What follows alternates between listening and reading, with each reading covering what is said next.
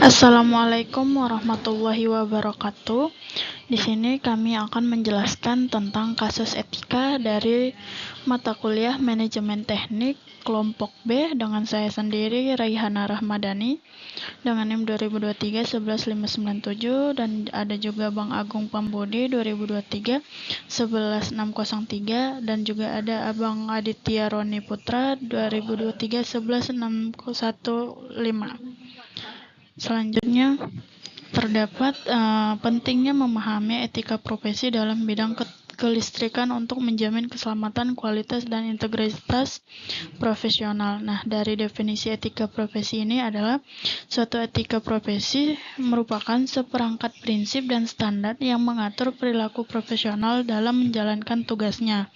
Nah, pada kode etik profesi teknik listrik ini memiliki prinsip, yaitu prinsip utamanya dapat menyediakan tenaga listrik yang memenuhi standar mutu dan keandalan yang berlaku serta memberikan pelayanan yang adil kepada masyarakat.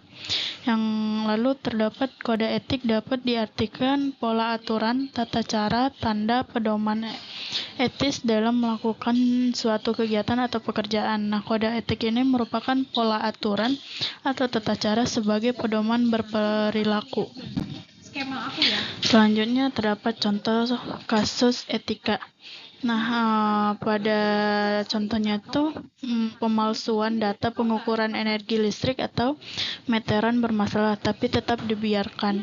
Nah, skenario-nya itu teknisi ini menemukan bahwa alat ukur komunikasi energi KWH meter menunjukkan hasil yang tidak akurat karena adanya kesalahan rasio pada CT current transformer. Nah, setelah dilakukan perhitungan secara manual, ternyata konsumsi energi yang sebenarnya jauh lebih besar daripada yang tercatat. Namun, pihak pabrik merasa diuntungkan dengan kesalahan itu karena mereka membayar tagihan listrik jauh lebih rendah dari semestinya. Nah, manajer proyek ini meminta teknisi untuk tidak menyebutkan kesalahan tersebut dalam laporan akhir atau agar proyek cepat selesai dan klien tetap puas. Selanjutnya, apa yang harus dilakukan pada saat studi kasus ini? Teknisi seharusnya melaporkan kesalahan pengukuran dengan jujur dan dalam laporan audit. Nah, bisa menyarankan solusi teknisi kepada klien, misalnya kalibrasi ulang meter atau penggantian CT. Nah, penerapan kode etik dalam kasus ini memiliki prinsip etiknya, tanggung jawab sosial, keselamatan dan akurasi, kejujuran profesional. Tindakan yang seharusnya itu melaporkan hasil audit sesuai data teknis, bukan tekanan manajemen.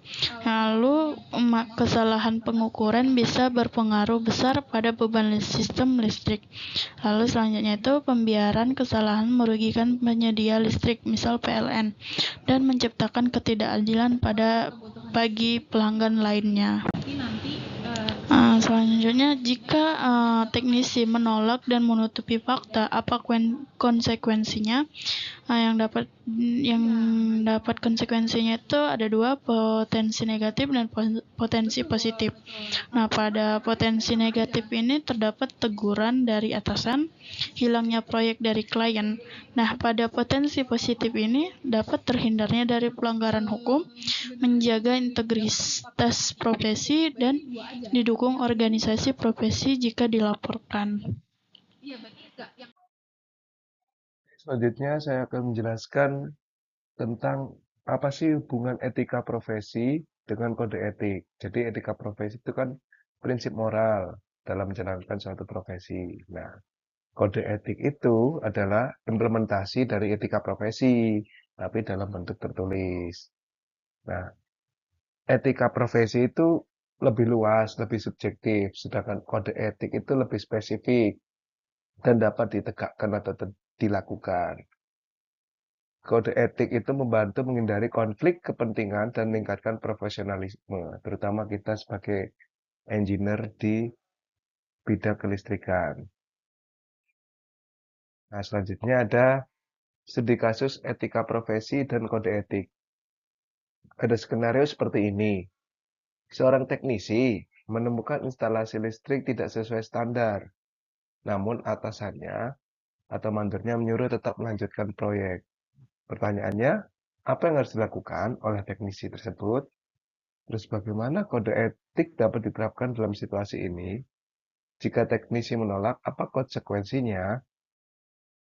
Nah, apa sih yang harus dilakukan oleh teknisi ini?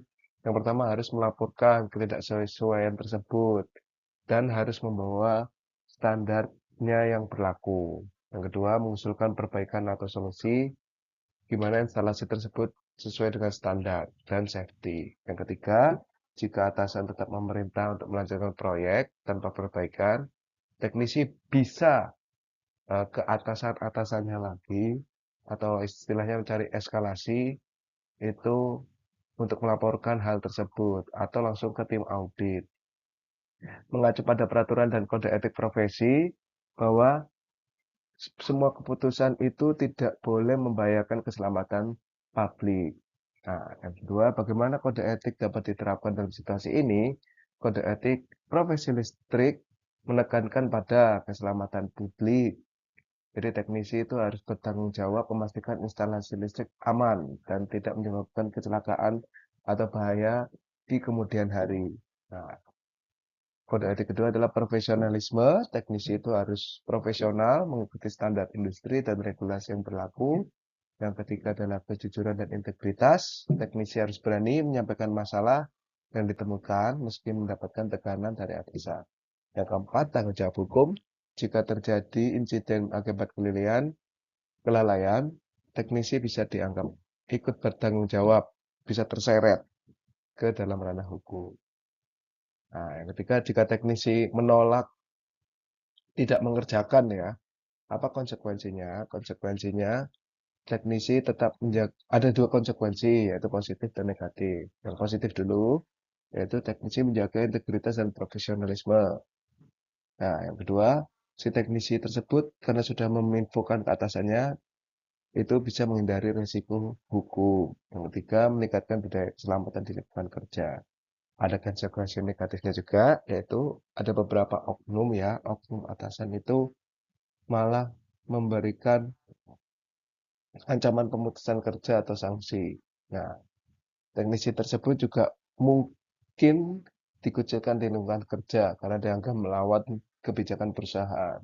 Nah, apa yang dilakukan teknisi tersebut kalau tidak ada dukungan dari manajemen itu malah bisa memperlambat proyek.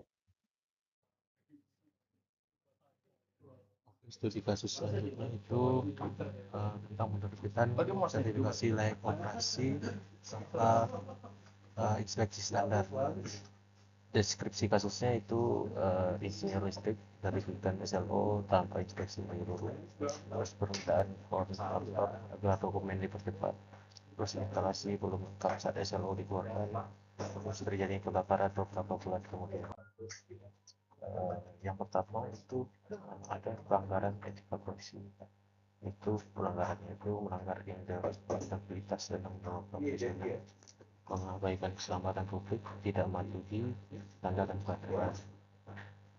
Itu regulasi yang terkait itu dalam kegiatan satu itu ada di nomor 30 tahun 2009 tentang tentang listrikan.